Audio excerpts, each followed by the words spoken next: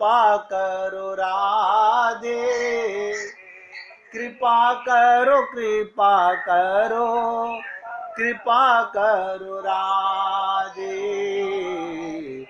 कृपा करो कृपा करो, कृपा करो राधे, कृपा करो कृपा करो, कृपा करो राधे,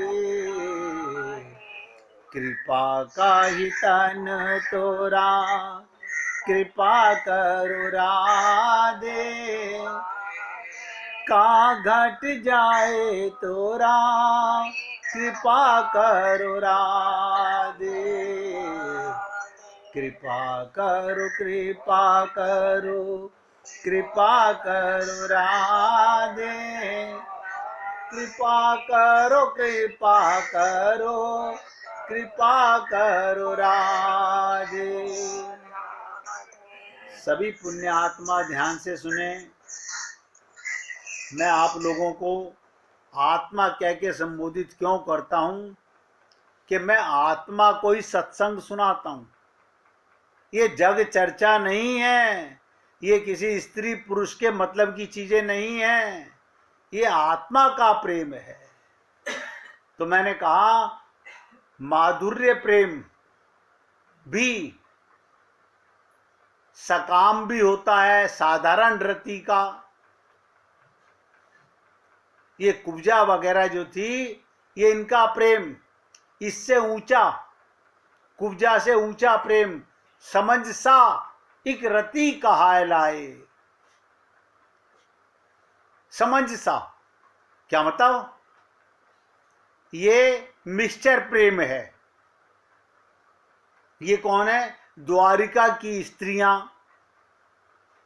अपना सुख भी चाहती हैं और प्रियतम को सुख भी देना चाहती हैं। ध्यान से सुनो, आप कुब्जा वाला प्रेम करो, द्वारिका वाला प्रेम करो, और अभी चलते हैं आगे।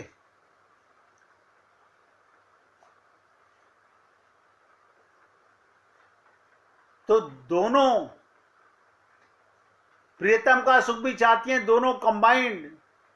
एक समर्था रति कहलाए, एक रति गोपी जन की आए, या में केवल पिए सुख भाए, यही प्रेम अंतिम कहलाए। ये जीव का लक्ष्य है। यानी भगवान के ये गोपियों का प्रेम है। देखिएगा, भगवान की पत्नियां भी, स्त्रियां भी गोपियों से नीचे हैं। इसे कहते हैं समर्था रति का प्रेम।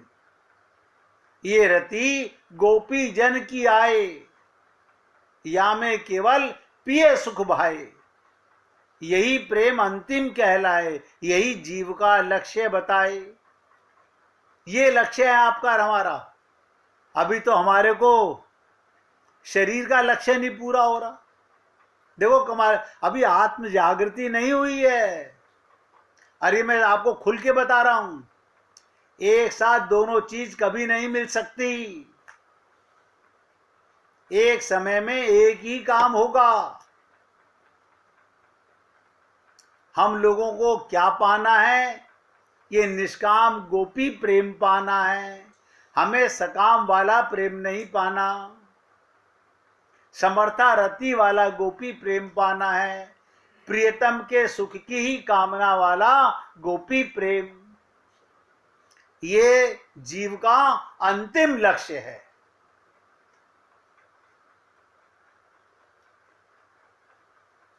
अंतिम लक्ष्य है, इसके आगे और कुछ नहीं। क्यों? इसके आगे क्यों कुछ नहीं है? एक सीट है जो आपके और हमारे मतलब की नहीं है। क्या मतलब? ध्यान से सुनो, गोपी प्रेम से भी ऊंचा एक प्रेम है, लेकिन वहां हमारी पहुंच नहीं है। वहां ये जीव नहीं जा सकता, वहां गोपियां भी नहीं जा सकती।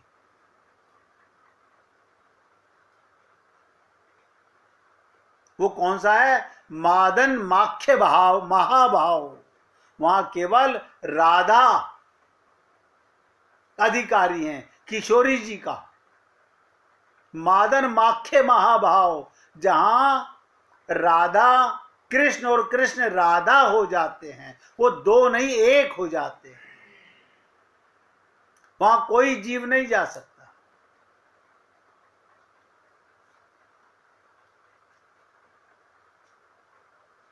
तो गोपी प्रेम भी गुरु की कृपा से ही मिलता है। जो ये लक्ष्य जो है प्रेम का, गोपी प्रेम का, जिसको गोपी प्रेम मिल गया, यदि ऐसा गुरु मिले तो गोपी प्रेम दे सकता है, अन्यथा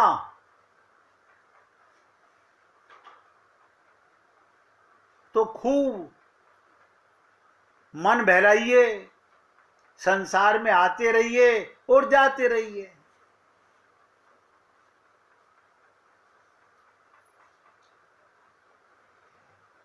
यदि ऐसा गुरु मिले तो गोपी प्रेम दे सकता है हमको। अगर कोई गुरु इसके नीचे वाला प्रेम पाए तो वो देगा कैसे? मोटी अकल की बात है।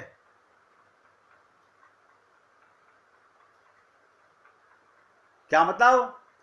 गोपी प्रेम का गुरु उसके अंडर में जिस शिष्य ने उसको सरेंडर कर दिया, उसकी प्रॉपर्टी का अधिकारी कौन बनेगा? जिसने शरणागति की है। लड़की किसी से ब्याह करती है तो उसकी प्रॉपर्टी की हकदार बनती है। तो जो शरणागत जीव अपने गुरु का प्रेम दिया हुआ ही तो पाएगा।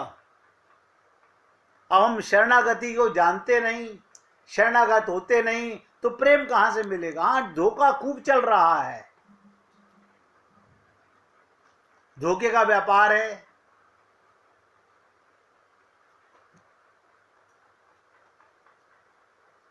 होनी को कोई नहीं टाल सका, आगे भी कभी कोई नहीं टाल सकेगा।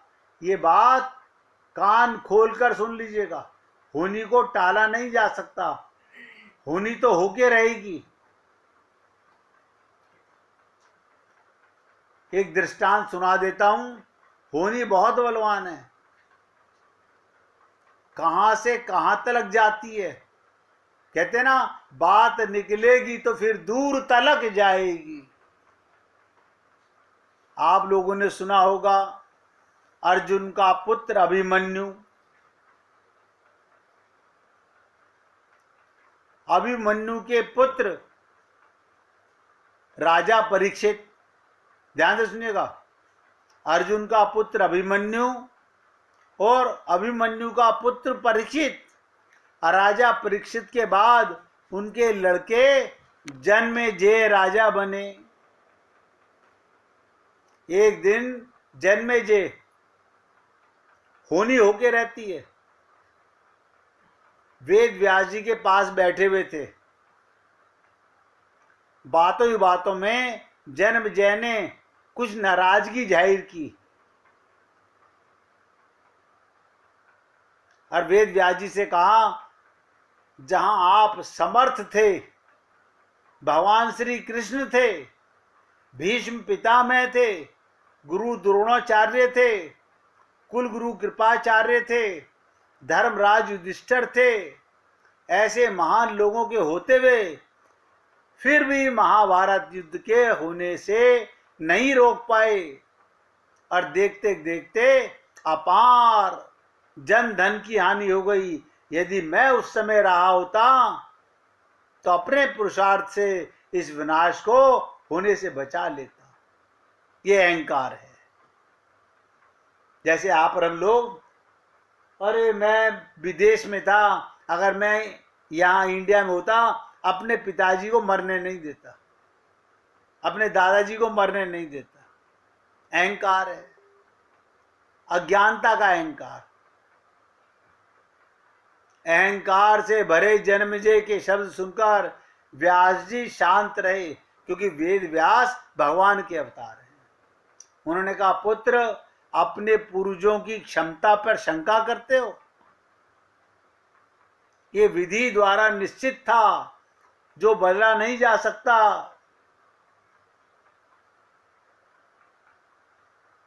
राम अपने पिता दशरथ की मृत्यु नहीं टाल सके, भगवान श्री कृष्ण अभिमन्यु की मृत्यु नहीं टाल सके। यदि ऐसा हो सकता तो श्री कृष्ण में इतना सामर्थ्य था, वो युद्ध रोक सकते थे।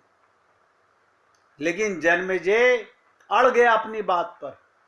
इन्हें कहते हैं कुबुद्धि। अपनी बात पर अड़ा रहा और बोला मैं इस सिद्धांत को नहीं मानता। और क्या कहा जन्मेजय जी ने वेद व्यास जी से, आप तो भविष्य वक्ता हो, आप तो त्रिकालदर्शी हो, पीछे का देख सकते हो, आगे का देख सकते हो, वर्तमान का देख सकते हो। मेरे जीवन की होने वाली किसी होनी को बतला दीजिए और मैं उसे रोककर प्रमाणित कर दूंगा कि विधि का विधान निश्चित नहीं है। व्यास जी ने कहा, पुत्र यदि तू यही चाहता है तो सुन, ध्यान से सुनिएगा। होनी अटल है। आज आप और हम लोगों को सत्संग सुनना था, सत्संग होना था, हमें एक दूसरे के संपर्क में आना था। ये आप और हमारे करने से नहीं हुआ है। करने से होता तो राजकुमार जी ने तो 500 लोगों को इकट्ठा करने का प्लान किया। राजकुमार जी ने बहुत प्रयत्न किया कि मैं सत्संग में बहुत को ले आऊं, लेकिन नहीं, भगवान की कृपा से होता है। तो वेद व्यास जी ने क्या कहा, कुछ वर्ष बाद तू काले घोड़े पर बैठकर शिकार करने जाएगा, दक्षिण दिशा में समुद्र तट पर पहुंचेगा, वहां तुझे एक सुंदर स्त्री मिलेगी जिसे तू महलों में लाएगा, उससे विवाह करेगा। मैं तुमको मना करूंगा ये सब मत करना, लेकिन फिर भी तुम ये सब करोगे। इसके बाद उस लड़की के कहने पर तू एक यज्ञ करेगा। मैं तुमको आज ही चेता रहा हूं, उस यज्ञ को तुम वृद्ध ब्राह्मणों से कराना। तुम मानोगे नहीं, लेकिन मैं कह रहा हूं वृद्ध ब्राह्मणों से कराना, लेकिन वो यज्ञ तुम युवा ब्राह्मणों से ही कराओगे।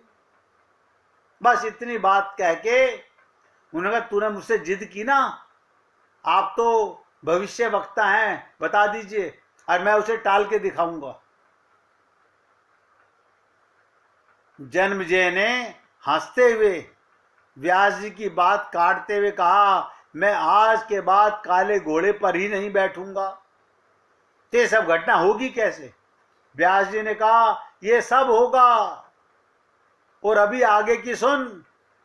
उस यज्ञ में एक ऐसी घटना घटित होगी कि तुम उस रानी के कहने पर उन युवा ब्राह्मणों के प्राण दंड दोगे, जिससे तुम ब्रह्म हत्या का पाप लगेगा और तुझे कुष्ठ रोग होगा, वही तेरी मृत्यु का कारण बनेगा।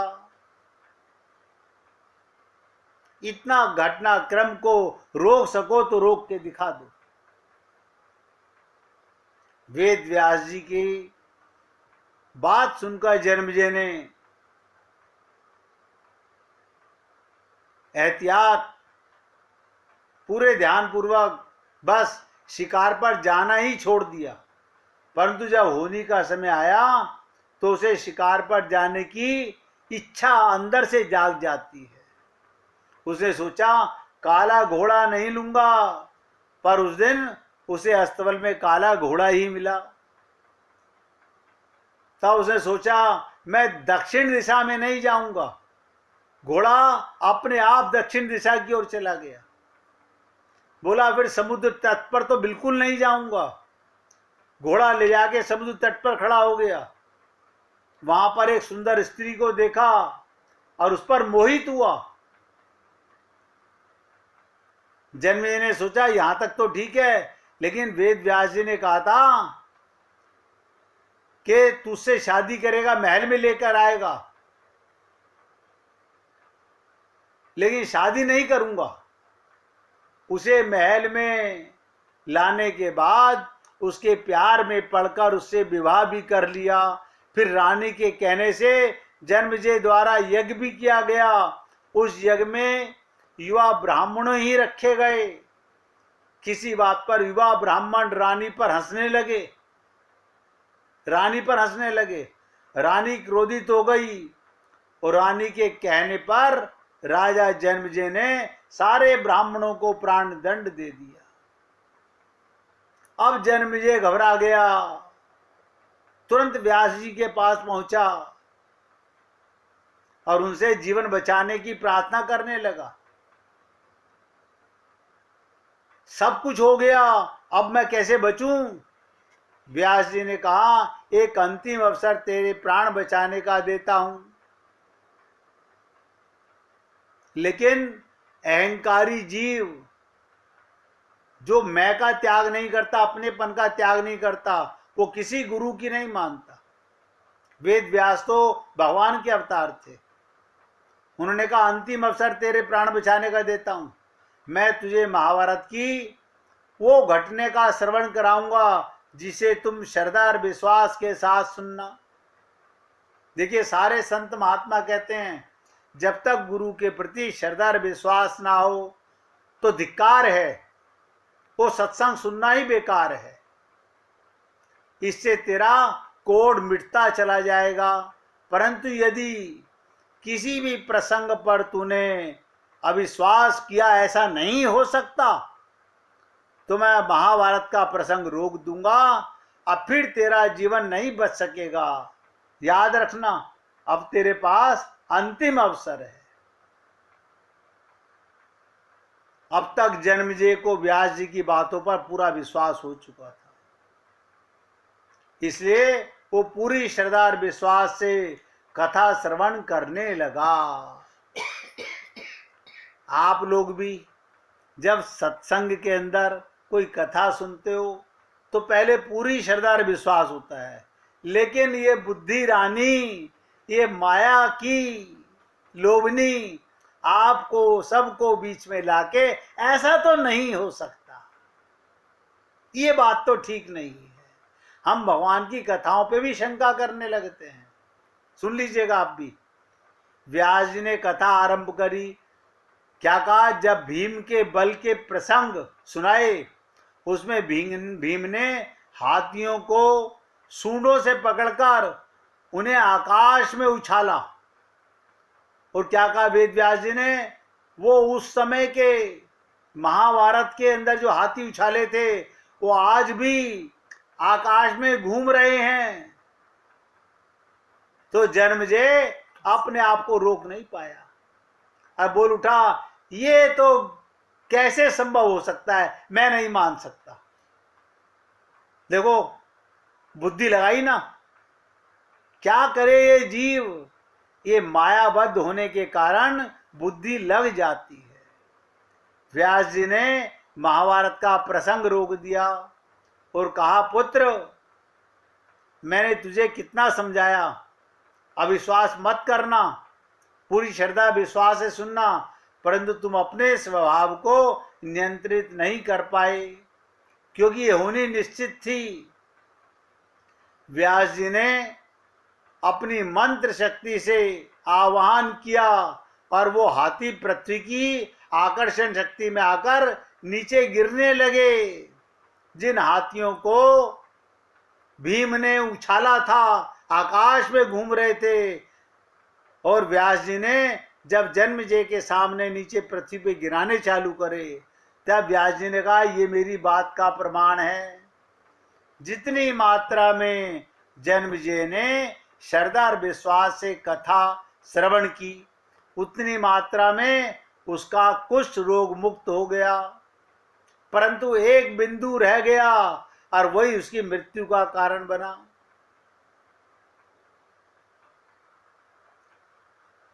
इसीलिए मैं आपसे कहता हूं कि जब भी कभी सत्संग सुनो, जितना तुम पूरी श्रद्धा और विश्वास से सुनते हो, उससे तो तुम्हारे पाप कटते जाते हैं, लेकिन जहां तुमने बुद्धि लगाई वही तुम्हारे अज्ञान का कारण तुम्हें माया में धकेल देता है।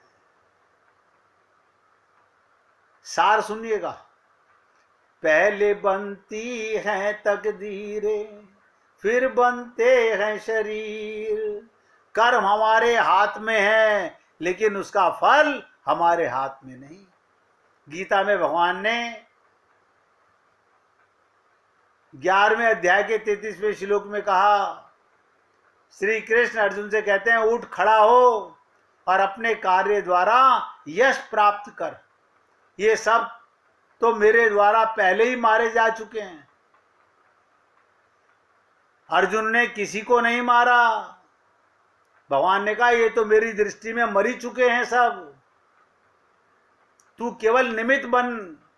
इसलिए मैं आपसे बार बार कहता हूं, आप अपने को किसी काम का कर्ता मत माना कीजिए। भगवान पहले से कर चुके हैं। हमारी मूर्खता है, अज्ञानता है, हम ऐसा सोचते हैं मैंने ये किया। होने को टाला नहीं जा सकता है, लेकिन नेक कर्म वो ईश्वर नाम जाप से होने की प्रभाव को कम किया जा सकता है। अर्थात रोग आएंगे परंतु पीड़ा नहीं होगी।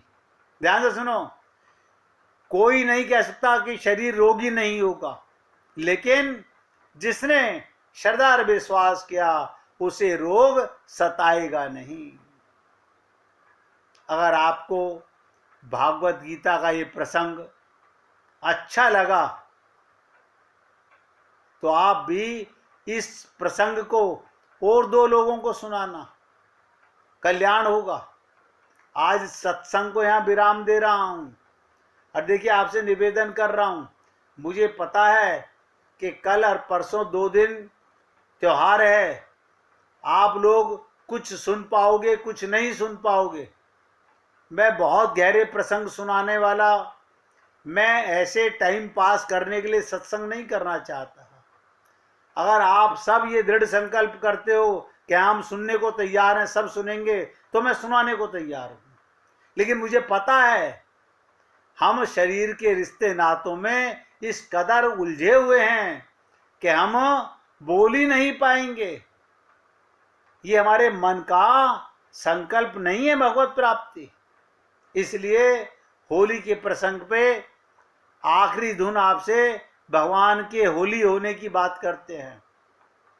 सब लोग गाएंगे प्यार से, होली होली होली मैं तो श्याम जी की होली, होली होली होली मैं तो श्याम जी की होली, होली होली होली मैं तो श्याम जी की होली, होली होली होली मैं तो श्याम जी की होली। गाइए, सब गाइए, होली होली होली मैं तो श्याम जी की होली, होली होली होली मैं तो श्याम जी की होली, होली होली होली मैं तो श्याम जी की होली, होली होली होली मैं तो श्याम जी की होली,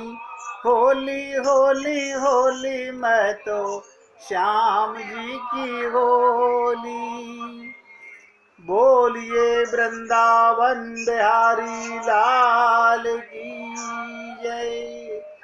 जय जय श्री राधे, जय जय श्री राधे।